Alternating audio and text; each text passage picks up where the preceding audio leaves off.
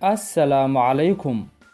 Ku soo dhowaada dhammaantiin mar kale casharadaydii taxanaha ahaa ee barashada luqadda Jarmalka ee ardayda beginnerska ah ama bilaabaysa barashada luqadda Jarmalka.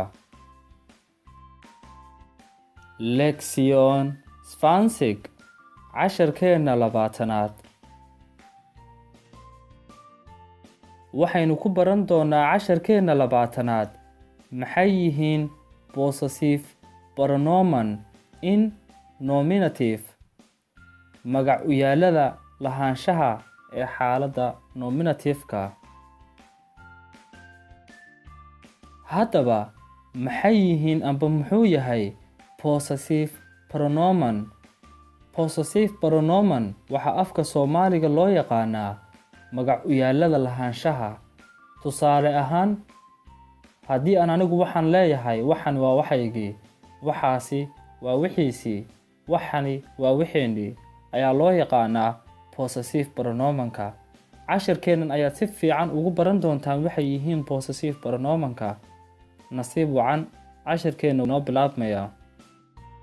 Haddaba waxaynu ka bilaabaynaa personal pronomenka oo ah magac u yaaladii aad sida horeba casharadeennii hore ku soo barateen. Ich, du, er, sie, es, wir, ihr iyo sie. Haddaba waxaynu ku xigsiinaynaa possessive pronomenka ee nominative-ka ah.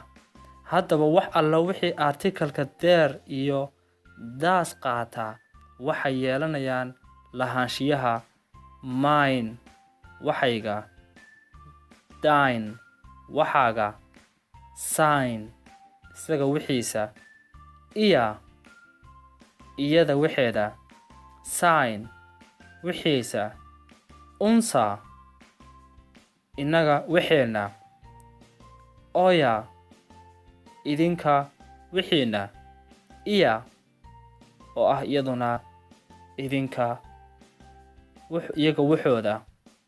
Haddii aydaan weli fahmin, waxaad si fiican ugu fahmi doontaan tusaalayaashan aan idiin soo wado. Ka bilowna tusaalaha u horeeya. Das ist mein Auto. Kaasi waa gaadhigaygii, waa wax aan leeyahay. Marka article-ka ay auto qaadato waa das. Marka wuxuu noqonayaa lahaanshiyahu mine. Das ist mein Auto. Kaasi waa gaadhigaygii, waa waxaygii. Ist das dein Bruder? Kaasi walaalkaa miyaa? Bruder article-ka ay qaadato waa der. Lahaanshiyuhu markaa wuxuu noqonayaa dein. Tusaalaha saddexaad. Markaan ka hadlayno er ama isaga, sein Handy ist groß. Telefonkiisu wuu weyn yahay. Article-ka handy qaadato waa das. Lahaanshiyuhu markaa wuxuu noqonayaa sein. Tusaalaha afraad. Das iyo auto. Kaasi waa iyada gaadhigeeda. Marka waa iyada wixeeda, waa iyada gaadhigeedii, waa waxay iyadu leedahay. Tusaalaha ku xiga. Das ist sein Fernseher. Kaasi waa isaga TV-giisii ama. Tusaalaha xiga. Das ist unser Sohn Abdi. Kaasi waa inankayagii Cabdi. Waa markaa idinku wax wada leedihiin, aad leedihiin yacni si jamac ah oo kale. Das ist unser Sohn Abdi. Kaasi waa inankayagii Cabdi, waa wixiini, waa waxaad idinka leedihiin. Tusaalaha xiga. Ist das euer Sohn? Kaasi inankiinii miyaa?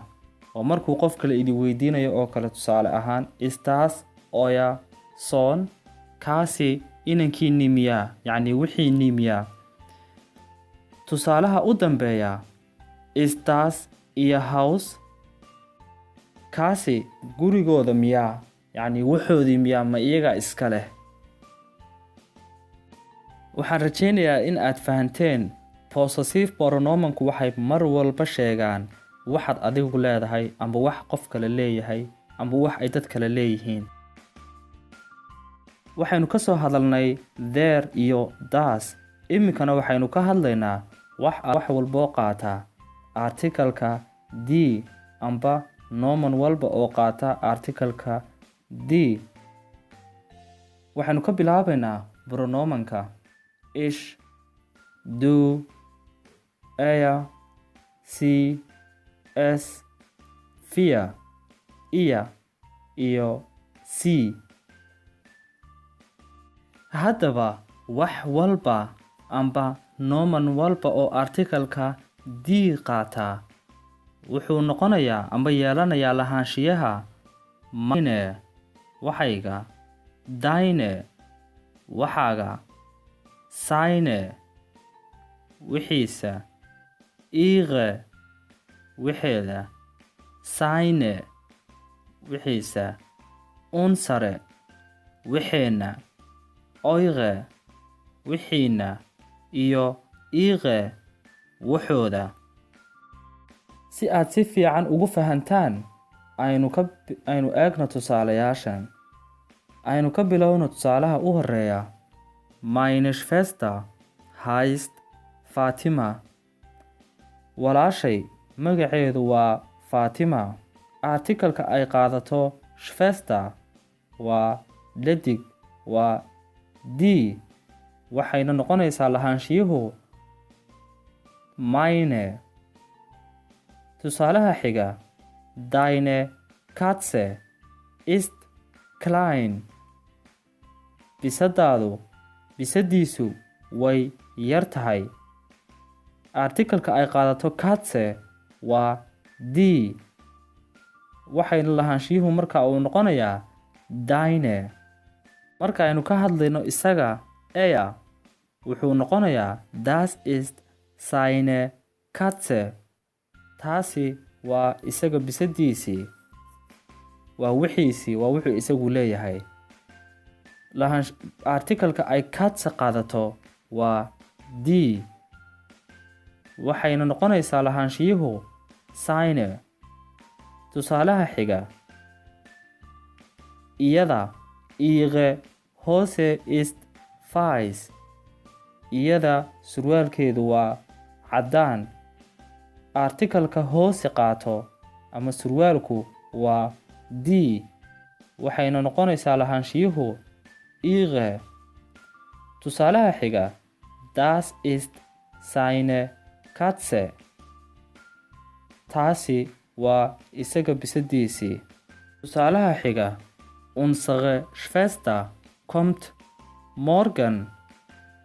annaga walaashay waxay imanaysaa beri. artikalka ay qaadato Schwester waa d, lahaanshiyuhu markaa wuxuu noqonayaa unsere. tusaalaha xiga. eure Eltern sind gut. idinka waalidkiinu wuu fiican yahay.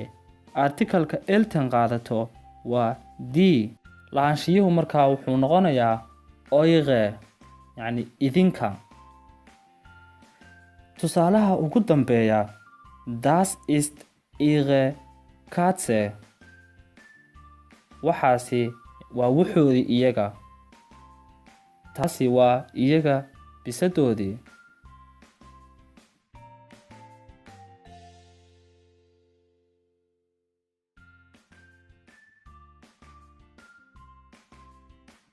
halkan aan isugu soo koobno wixii aan soo barannay oo dhan. wax alla wixii masculine ah amba ee lab ah ee qaata artikalka there waxay noqonayaan mein, dein, sein, ihr, unsere, eure iyo ihr. dhammaan wax alla wixii feminine ah amba dhadig ah ee qaata artikalka dina waxay noqonayaan meine, deine, seine, ihre, unsere, eure iyo ihre. wax alla wixii neutral ah ama neutrum ah ee article-ka das qaatana waxay la mid yihiin sida wixii article-ka der qaata mein, dein, sein, ihr, unser, euer iyo ihr. wax alla wixii plural ah ama jamac ah oo dhanna waxay qaadanayaan meine, deine, seine, ihre, unsere, eure iyo ihre. waan rajaynayaa in aad wax badan ka wada fahanteen. haddii aad wax su'aal ah haysaan ama casharkooda ku adag yahay igu soo weydiiya wixii aad su'aal qabtaan barta commentiga ah. danke, mahadsanid. waad ku mahadsantihiin intaad i daawateen ee aad i dhegaysateen. waan rajaynayaa in aad casharka dhammaantiin wax badan ka wada fahanteen. haddii aad casharka ka heshay fadlan la wadaaga asxaabtaada jecel in ay iyaguna bartaan luuqadda Jarmalka. haddii aad nagu cusub tahay ha ilaabin fadlan in aad subscribe garayso si aad ula socotid casharro kale oo fara badan.